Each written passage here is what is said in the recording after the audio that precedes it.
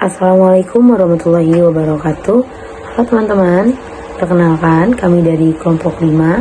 Pertama-tama yang saya hormati Bapak Daniel selaku dosen pengampu mata kuliah statistika. Perkenalkan, saya Mela Alistia sebagai moderator. Lalu partner saya Nabila Putri Kinanti. Selanjutnya Fitri Nur Habibah. Dan yang terakhir Ahmad Ilham Fauzi.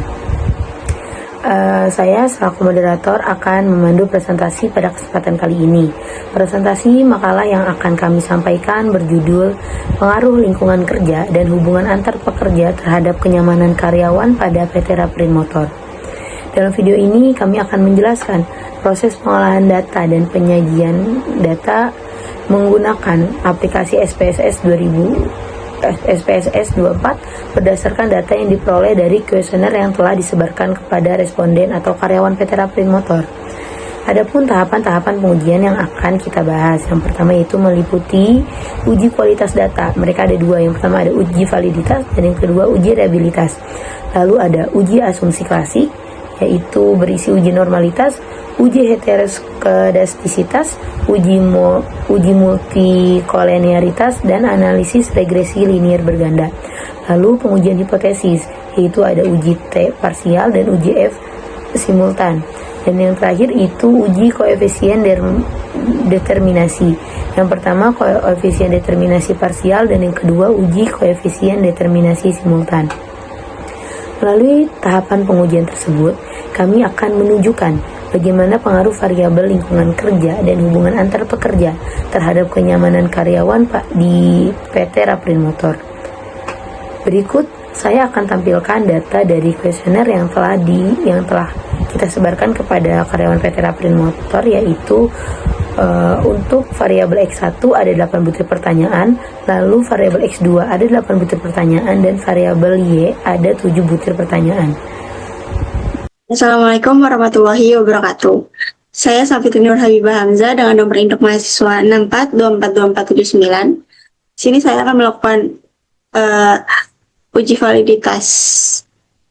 Yang pertama, kita ke data view, lalu ke analis, correlate, terus ke bifred, kita masukin data X1, variabel, lalu di bagian correlation coefficient itu kita checklistnya yang persen, lalu ke test of significant itu kita pilih ke to TILAB, lalu yang flag significant correlation itu kita checklist, lalu ke OK. Nah, ini untuk hasil uji validitas variabel X1. Lanjut ke variabel X2, ke analis, correlate, bifred, masukin.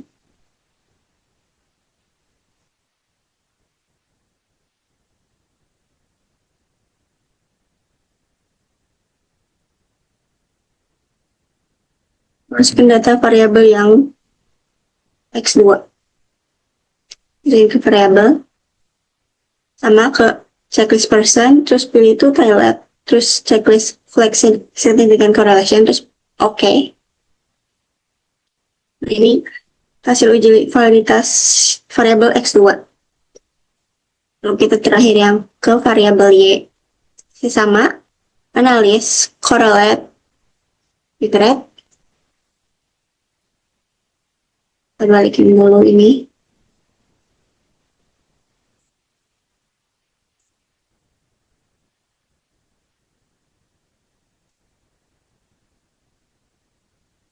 Pilih data variabel yang Y.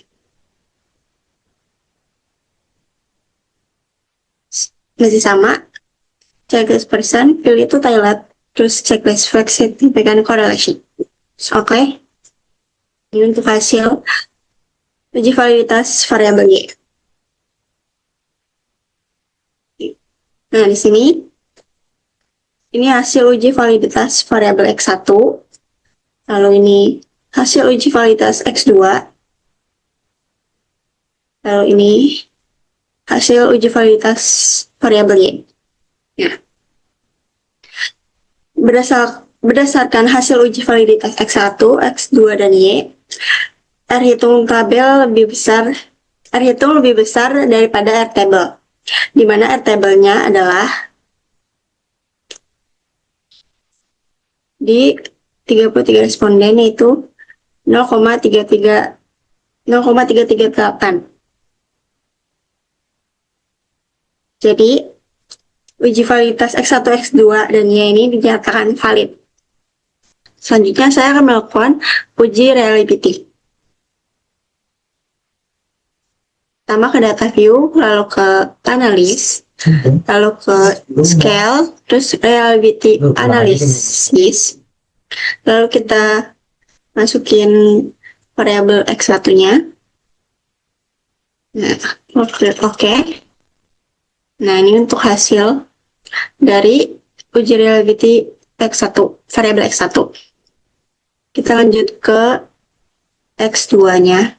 Sama analis, scale, lalu reliability analysis. Ini kita dulu.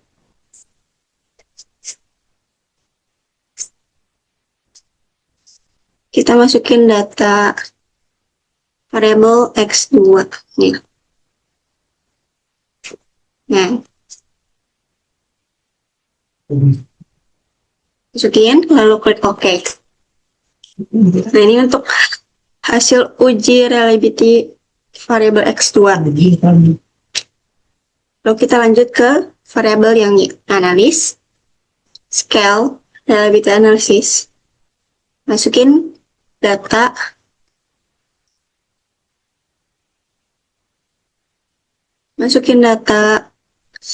variabelnya. Nah, kita masukin variabel yang Y.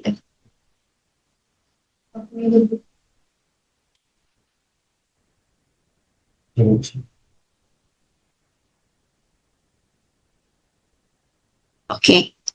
Ini lalu klik OK. Nah, ini uji reliability variabel yang Y. Jadi dalam setiap variabel dalam penelitian itu memiliki coincidence alpha, yaitu 0,60. Nah, di sini variabel X1-nya itu 0,783. Di sini lalu variabel X2-nya 0,800 dan variabel Y-nya itu 808. Jadi hasil dari uji reliability ini masuk sah. Assalamualaikum warahmatullahi wabarakatuh. Perkenalkan, nama saya Ahmad Ilham Fauzi dengan NIM 64240113. Pada kali ini saya akan mencoba uji normalitas menggunakan metode Kolmogorov-Smirnov.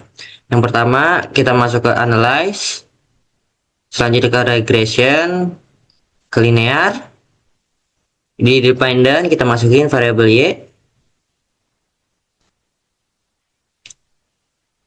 Dan di independennya kita masukin variabel X1 dan variabel X2.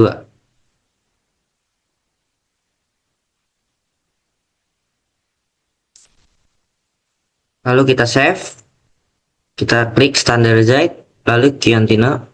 Kita klik OK. Selanjutnya kita klik lagi ke analyze, kita kembali ke SPSS. Kita ke non parametric test, ke legacy dialog, lalu ke one sample KS. Di sini kita masukin variabelnya standardizer ZRS1. Kita masukin ke sini, lalu kita klik OK.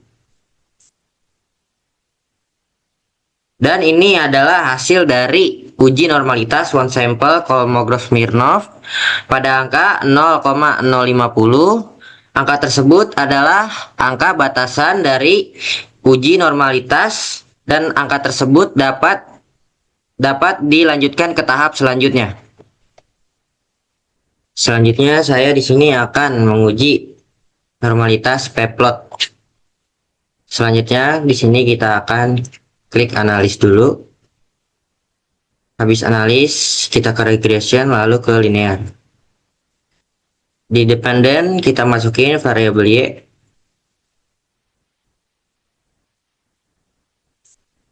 Dan di independennya kita masukin variabel X1 dan variabel X2.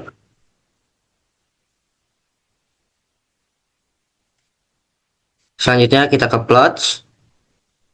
Di variabel y-nya kita masukin dependent. Di variabel x-nya kita masukin zeros id. Dan akan kita centang histogram beserta normal probability plot.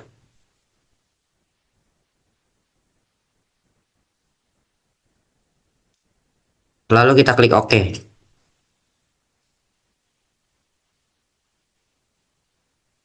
Dan ini adalah hasil uji normal p-plot of regression standardized residual, yang dimana titik-titik tersebut tidak berada jauh dari garis diagonal dan tidak menyimpang.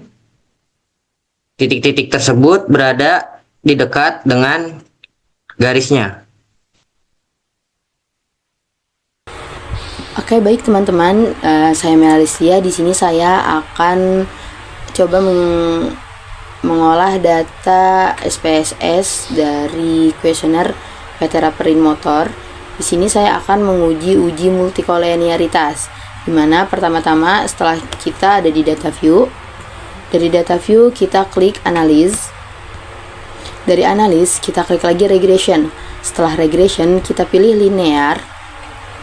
Nah, setelah itu untuk mencari uji multikolinearitas itu variabel x1-nya kita pindah di bagian independence. Caranya adalah klik variabel 1, lalu kita pindahkan klik panah ini. Dan untuk variabel 2-nya juga sama, kita pindahkan ke independence. Klik variabel x2, lalu kita klik panahnya di bagian independence. Selanjutnya untuk variabel y-nya kita taruh di bagian dependent. Kita klik variabel y-nya, lalu kita klik panah dependentnya. Setelah itu untuk mencari uji multikolinearitas itu kita klik statistik di sini di atas teman-teman. Setelah itu kita checklist bagian estimates, lalu model fit, lalu part and partial correlations. Setelah itu collinearity diagnostic. Kalau sudah kita klik continue. Setelah klik continue kita klik OK teman-teman. Nah, setelah itu outputnya seperti ini. Oke, di sini kita lihat bagian koefisiennya, di mana diketahui bahwa variabel hubungan antar pekerja atau variabel x2-nya itu berpengaruh signifikan terhadap kenyamanan karyawan, variabel y.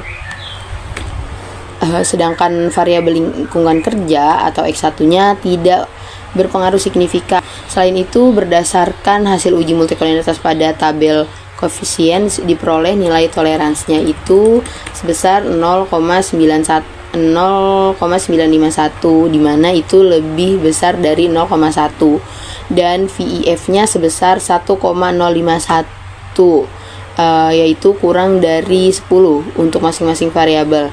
Hal ini menunjukkan bahwa tidak terjadi multikolinearitas, sehingga model regresi layak digunakan untuk pengujian hipotesis selanjutnya. Sekian teman-teman, itu adalah cara menggunakan SPSS uji multikolinearitas. Halo teman-teman, di sini kita akan mencoba uji heteroskedasitas menggunakan metode grafik. Pertama, untuk mencari uji heteroskedasitas, kita klik analyze. Setelah itu kita klik regression, kita pilih linear. Selanjutnya untuk mencari heteroskedasitas variabel x1-nya kita pindahkan ke bagian independent. Caranya adalah klik variabel x1, lalu kita klik panahnya. Untuk variabel 2-nya sama, kita pindahkan ke bagian independence. Lalu untuk variabel y-nya kita taruh di bagian dependent. Variabelnya kita klik, lalu kita klik panahnya. Nah, untuk mencari heteroskedasitas, lalu kita klik plots-nya ini. Plots itu di bagian variabel x kita pindah ZPRED-nya kita pindahin di variabel x. Selanjutnya untuk variabel y-nya kita isi dengan ini SRESID.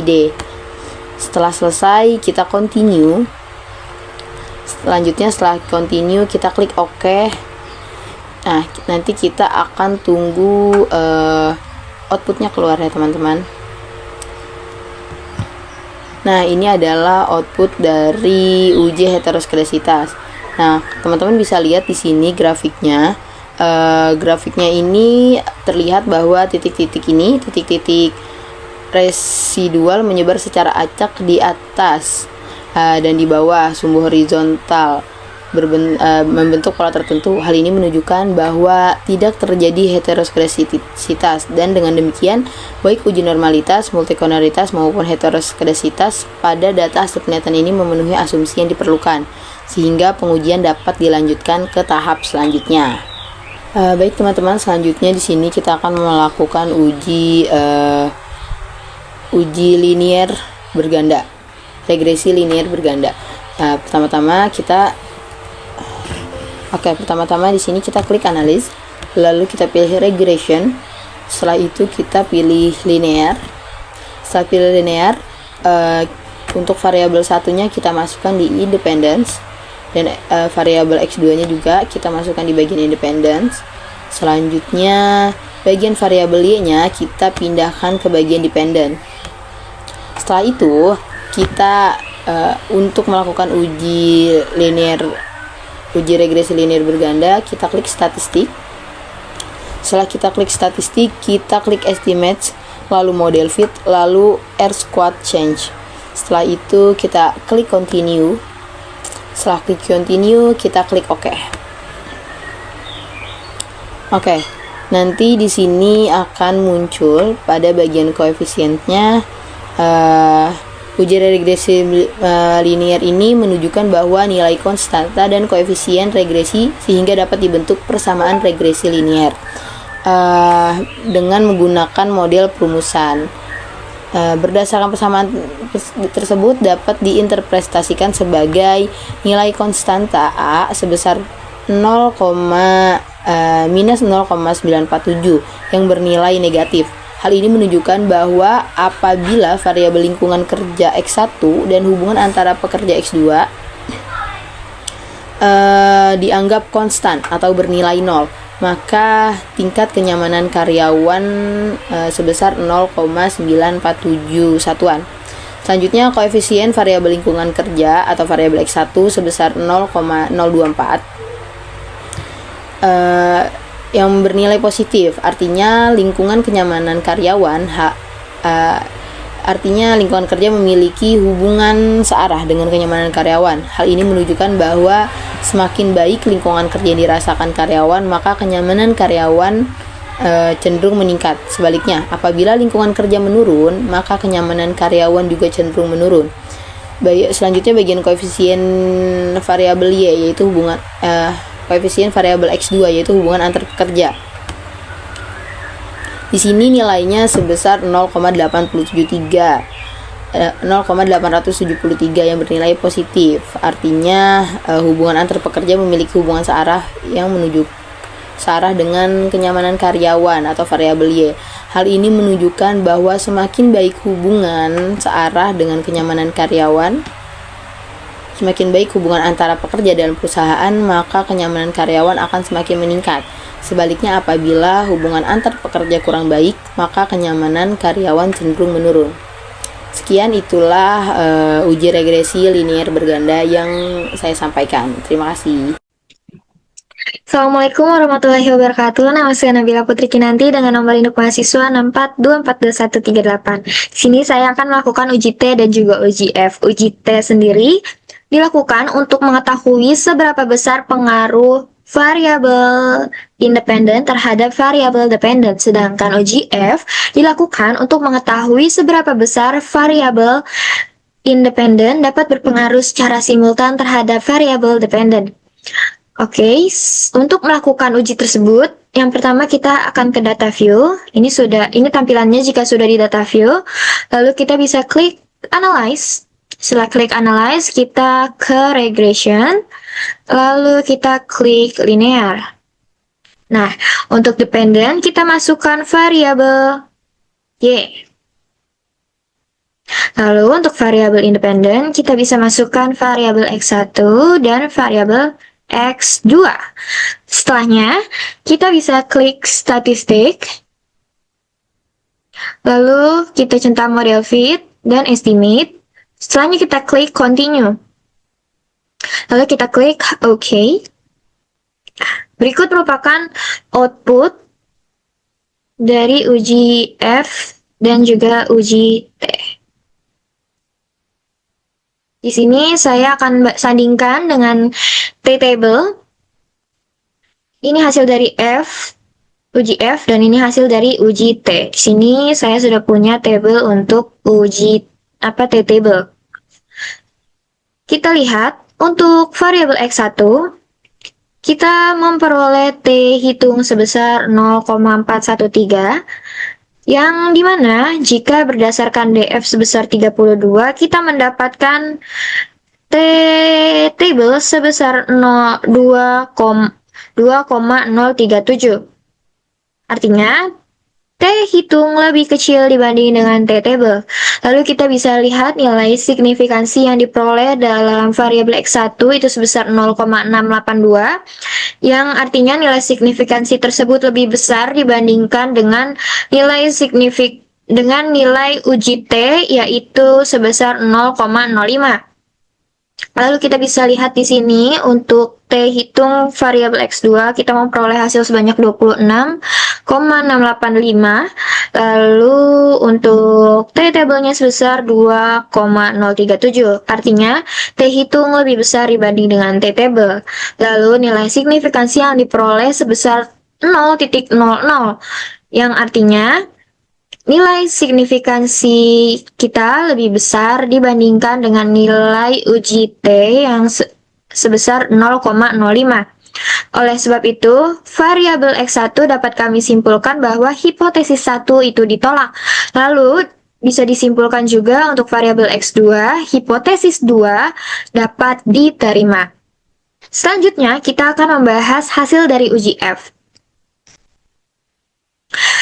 Di sini kita sudah punya F hitung. F hitung yang kita peroleh itu sebesar 376.879. Untuk probabilitas 0,05 dan untuk DF sebesar 32 kami memperoleh dengan dinilai F table sebesar 3.29.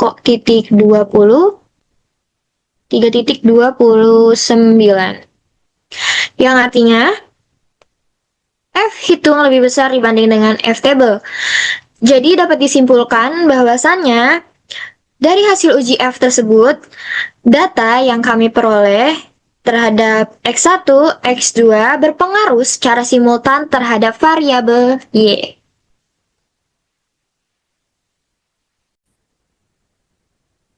Baik, di sini saya akan melakukan uji koefisien determinasi untuk X1, X2 secara parsial, lalu dilanjutkan dengan uji koefisien determinasi secara simultan atau berbarengan.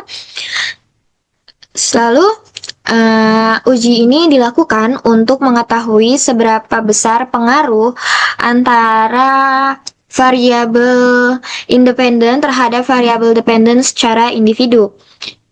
Selanjutnya, untuk melakukan uji tersebut, kita bisa klik data view, dan ini tampilannya kalau sudah berada pada data view. Kita klik analyze, kita klik regression lalu linear. Kita masukkan nih variabel X1-nya di independence, karena yang kita uji itu parsial dulu, jadi satu-satu, X1-nya dulu. Lalu variabel Y kita masukkan ke dalam kolom dependent. Kita klik statistik. Lalu kita klik OK, continue, lalu klik OK. Yap, ini udah ada hasil dari variabel X1-nya. Di sini kita bisa lihat R-nya, kita mendapat angka 0,230 yang artinya hubungan antara X1 dengan Y ada pada kategori yang sangat rendah. Lalu kita bisa melihat R-square-nya. Ini kita memperoleh angka sebesar 0,053 yang artinya hanya sebesar 5,3% variasi Y yang dapat dijelaskan oleh X1.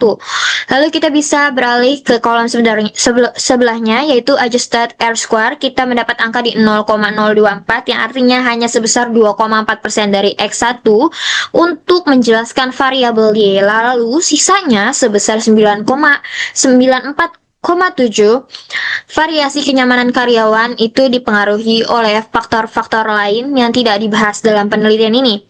Selanjutnya kita akan menguji X2-nya.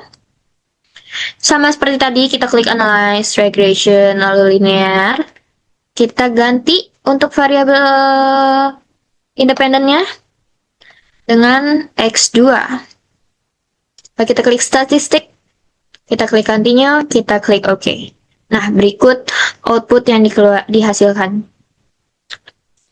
Untuk variabel X2, kita memperoleh hasil R sebesar 0,979, yang artinya hal ini menunjukkan bahwa hubungan antara X2 dengan Y ada pada kategori yang tinggi.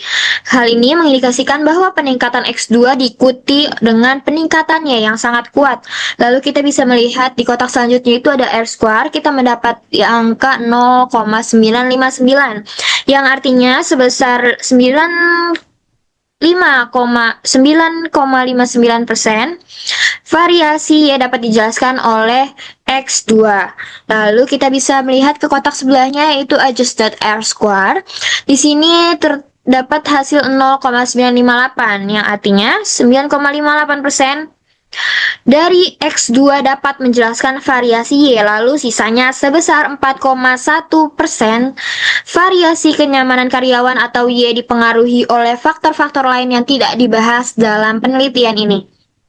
Sekarang kita akan menguji X1, X2, dan Y secara simultan, yaitu dengan klik Analyze lagi, Regression, lalu Linear. Setelahnya kita tambahkan variabel X1 ke dalam kotak independen ke atas. Oke. Kita klik statistik lagi. Lalu continue, klik OK. Di sini sudah keluar hasilnya. R, kita mendapat angka di 0,979, yang artinya hal ini menunjukkan bahwa hubungan antara X1, X2 dengan Y ada pada kategori yang tinggi, dan hal ini mengindikasikan bahwa peningkatan X1 dan X2 diikuti oleh peningkatan Y yang sangat kuat. Lalu kita bisa melihat R square-nya, di sini kita mendapat di angka 0,959, yang artinya 9,59% variasi variasi Y dapat dijelaskan oleh X1 dan X2. Lalu bisa kita lihat di adjusted R square-nya, kita mendapat di angka 0,957. Berarti 9,57% dari X1 dan X2 dapat menjelaskan variasi Y.